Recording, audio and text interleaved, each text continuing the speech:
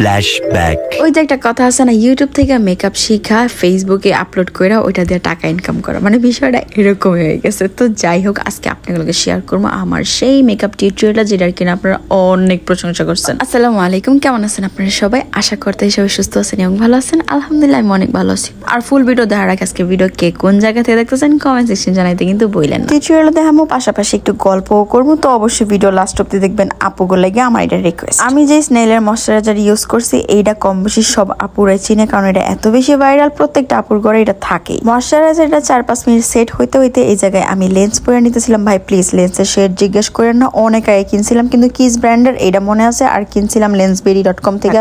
অনেক যুদ্ধ করে আমি লেন্সটা পরে ফেলাইছি। এখন আমি ব্যবহার করবো একটা প্রাইমার, এটা গেছে সি গ্ল্যামের একটা গ্রিপ প্রাইমার। এইটাও তো অনেক বেশি ভাইরাল। গ্ল্যামের অফিসিয়াল ওয়েবসাইটে অথবা লাভিশটা অথবা skincareberry.com এ কিন্তু আপনারা পাওয়া যাবেন। ময়শ্চারাইজার আর প্রাইমার দেওয়ার পরে ফেসটা জাস্ট গ্লো করতেছিল। এই পর্যায়ে আমি মার্সের একটা কনসিলার প্যালেট নিয়ে নিছি। ওই জায়গা থেকে আমি কালার কারেক্টিং করে নিতেছি রেড কালার দিয়া। ব্লেন্ডারের থেকে বেশি আমার হাত দিয়ে স্মাচ করতে ভালো লাগে, জানি না কেন। কাপের মাঝখানে একটু স্পয়লার, 10 থেকে 15 দিনের ভিতরে ফেসটারে যদি অনেক বেশি ব্রাইট করতে চান, একনি স্পট সব দূর করে ফেলাইতে চান, তাইলে এই ইমার্জেন্সি রেড নাইট ক্রিমটা অবশ্যই পারচেস করবেন। নাইট ক্রিমটার বিশেষত্ব হইতেছে 10 থেকে 15 দিনের ভিতরে ইমার্জেন্সি ভাবে 4 থেকে 5-6 শেড পর্যন্ত ব্রাইট করতে হেল্প করে। আর এটা আমি নিয়েছিলাম কাকলি বিজনেস শপ পেজ থেকে। ফেস আলহামদুলিল্লাহ আগের তুলনায় এখন অনেকটা বেশি ভালো। আপনারা তো জানেনই যে আমি প্রতি 15 দিন পর পর আমার নাইট ক্রিম চেঞ্জ করি। ভয় পাওয়ার কোনো কারণ নাই, এটার মধ্যে কোনো ধরনের পার্শ্ব প্রতিক্রিয়া নাই। আপনার ফেসের ভালো ছাড়া খারাপ করবো না। কাকলি বিজনেস শপ পেজে আপনার প্রত্যেকটা প্রোডাক্ট খুব রিজনেবল প্রাইসে পাওয়া যাবেন। স্টুডেন্ট বাজারে এমন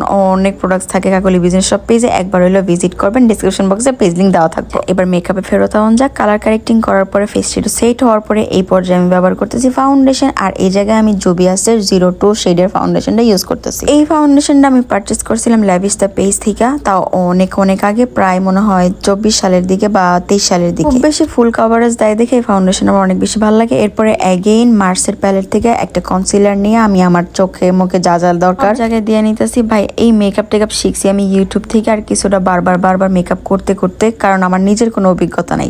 যে কিছু ইনফ্লুয়েন্সার গো মেকআপ ভিডিও দেখে মন চাই, কেন আমি মেকআপের উপরে কোর্স করলাম না, কেন মেকআপ ভালো মতন শিখলাম না, কেন। পরে মার্সের সেম প্যালেট থেকে আমি কন্ট্রোরের শেড নিয়ে সুন্দর মতন করে আমার জেনে কন্ট্রোল করা লাগবে, কন্ট্রোল করে নিছি। এরপরে আমি ব্যবহার করতেছিলাম W7 এর পাউডার কন্ট্রোল। এবার অ্যাপ্লাই করার রিজন হইতেছে যেন আমার কন্ট্রোলটা খুব শার্প লাগে, দেখতেও সুন্দর লাগে। এরপরে আইব্রোটা সেট করবো। এই জায়গায় আমি আই ম্যাজিকের একটা আইব্রো পমেট নিয়ে নিয়েছি, যেটা কিনা শেড ব্রাউন। অনেক দিন হয়ে গেছে যে আইব্রো করার পরে আমি আইব্রোডারের শার্ট পরি না, তো আজকে ইচ্ছা হয়েছে যে আমি সুন্দর মতন করে কনসিলার দিয়ে আইব্রোডারে কাট করে নেবো, যেন দেখতে অনেক বেশি শার্প লাগে। ভাই আমার একটা বিষয়, আমার যদি মেকআপ বা কোনো একটা কাজ যদি ফুলফিল আমার মন মতন হয়, ভাই এত খুশি লাগে, মনে হয় কি মনের ভিতরে প্রজাপতি উঠতেছে, পেটের ভিতরে দৌড়াদৌড়ি করতেছে। এই খুশিগুলো সবসময় লাগে না, মাঝে মধ্যে আর কি। এরপরে যাই হোক, কনসিলারটা যেন বেশি ফাইটা না যায়, তাই আমি হুদা বিউটির একটা লুজ পাউডার দিয়ে ভালো মতন করে কনসিলারটা সেট করে নিতেছিলাম। স্টপ এখনই করবো না, যেহেতু আমি আইশ্যাডো ব্যবহার করবো। আইশ্যাডোর গুঁড়াগুলো যদি চোখের নিচে পড়ে দেখতে খুবই খারাপ লাগে, তাই পাউডারটা ওই জায়গায় সেট হইতে রেখে দিই। আইশ্যাডোর প্যালেটের কথা কেউ জিজ্ঞাসা করেন না, এটা আমার বার্থডে গিফট হিসেবে দিছিল আমারে শাহের পেজের সিমি আপু। তো থ্যাংক ইউ সো মাচ আপু, অনেকদিন পরে তোমার এই প্যালেট দিয়ে মেকআপ করতেছি। না ওয়েট, আমি কি পরিমাণ গাজনি দেখেন, এই প্যালেটটা আমার গিফট করার পর থেকে আজও পর্যন্ত এটা আমি মেকআপ করিনি, ফার্স্ট মনে হয় এটাতে মেকআপ করলাম।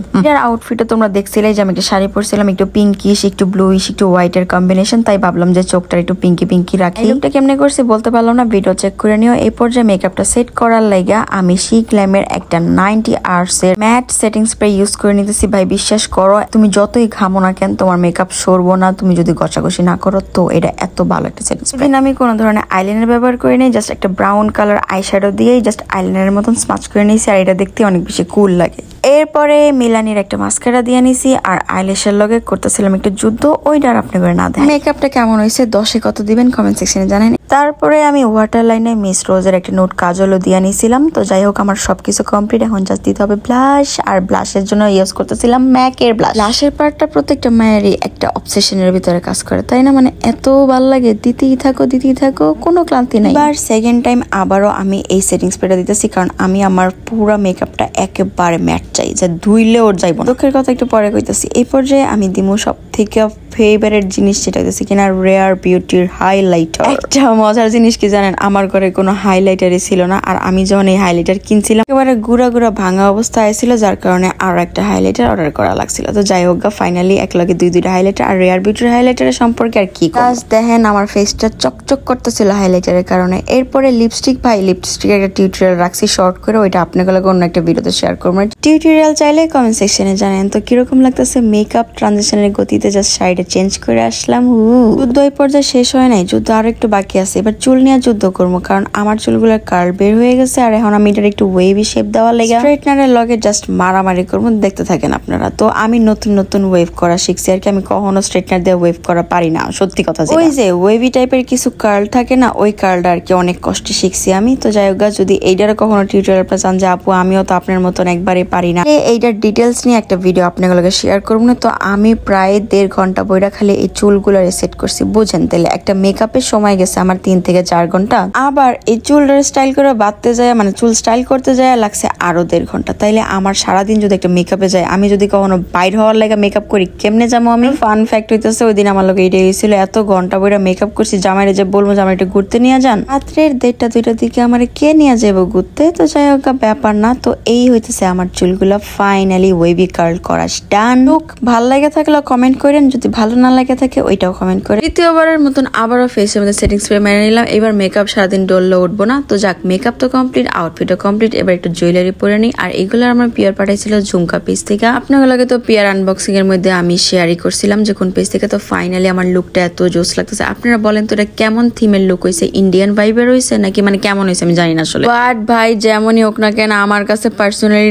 অনেক ভালো লাগছে। আর আপনারা তো সুন্দর কমেন্ট করছেন, এটা দেখে তো আমি পুরো গইলা মানে একেবারে মেল্ট হয়ে গেছে। তো যাক, আমার ফুল লুক একেবারে কমপ্লিট। 10-এ কত দিবেন কমেন্ট সেকশনে জানান এখনই। আমার কাছে অনেক ভালো লাগছে অবশ্য। নেক্সট টাইমে ট্রাই করবো অন্য কিছু। মাঝখানে আবার একটু বিন্দিও পরে নিয়েছিলাম, কারণ বিন্দি ছাড়া লুকটা একেবারে ভালো লাগতেছিল না। So yes, this is my final look after 7 hours makeup. এইরকম ভিডিও যদি আপনারা আরো চান কমেন্ট সেকশনে জানান যে আপু এরকম মেকআপ টিউটোরিয়াল আমাকে দিয়েন, প্লিজ দিয়েন। যদি তোমরা কমেন্ট না করো যে আপু মেকআপ টিউটোরিয়াল দেওয়া দরকার নাই, দিও না, তারপর আমি দেবো। ভাই আমার পেজ, আমি ভিডিও দেবো না তো কেটা ভিডিও দিব? আপনি আমার কাছে অনেক বেশি ভালো লাগতো যদি এই মেকআপটা করে আমি কোথাও বাইরে যাইতে পারতাম। আজ্ঞা কি আর করে। তো দেখেন কিরকম ভাবে আয়নার সাথে উষ্টা খাইতে হয়, এটা টিউটোরিয়ালও কখনো শেয়ার করবেন। তো যাক, ভালো থাকেন সবাই। এই ছিল আজকের ভিডিও, দেখা হবে না কোনো ভিডিওতে। আল্লাহ হাফেজ।